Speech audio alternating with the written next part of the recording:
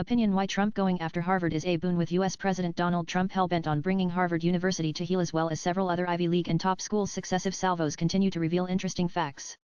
On Monday, he ranted about 30% of Harvard's student body being foreigners.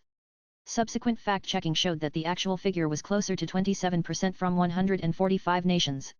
Even so, it means well over a quarter of the student body of the best American university is not American. Imagine if Indians woke up one day to find that 1/4 of those studying at IITs, IIMs, IISc, AIMs, or any of the premier colleges are foreigners.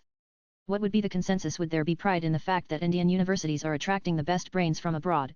Never mind if some Indians do not get a chance to benefit from the same facilities. Would Indians be overjoyed that those foreigners go on to bag the best jobs in the country too? What would be the reaction of Indians if some very vocal foreign students also drove the agenda of the Indian universities, became the leaders of protests that stalled classes, and also openly indulged in politics, rather than stick to their academic goals? Would Indians be proud of the fact that foreign students were so involved in activities beyond what their visas envisaged? Would Indians be happy that the Indian education process was being regularly disrupted? It is easy to be appalled at Trump's supposed xenophobic moves to isolate the US education system from the midstream of international talent.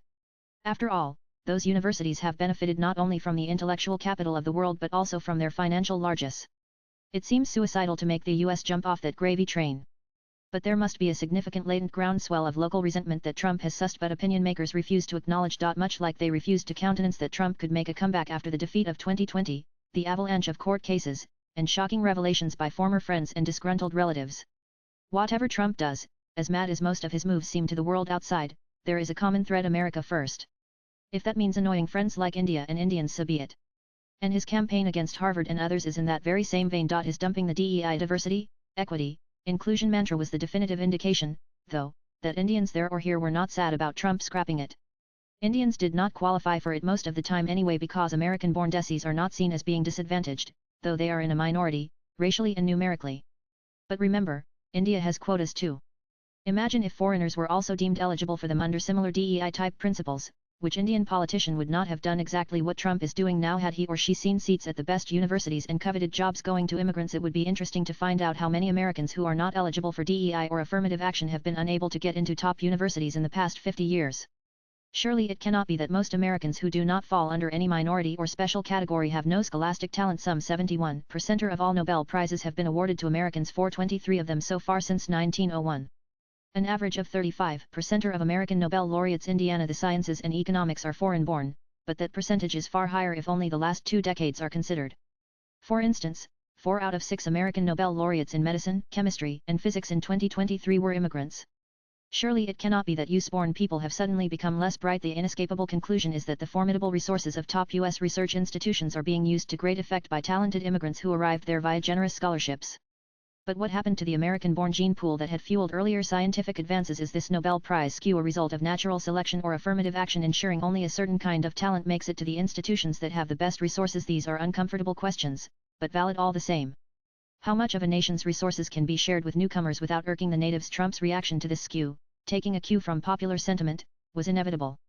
While Trump is predictably not handling the optics very well, especially with much of the US mainstream media implacably ranged against him, his motivations should be apparent to anyone familiar with his core constituency. Without an equitable resolution to the issue, even a change of party and therefore policy too after him will only kick the can further down the road. It will have to be addressed eventually. Western universities have had the advantage of centuries of wealth flowing in, which many nations elsewhere in Asia, Africa, and South America have not. These areas definitely do have intellectual capital, but only Western universities have the facilities to utilize it properly. What Asian, African, and South American countries lacked for a long time was commensurate financial capital to back the endeavors and aspirations of their best and brightest brains. That is no longer the case. Many nations now have the money to set up world-class universities and fund cutting-edge research. Centuries-old legacies and endowments are not a prerequisite for that.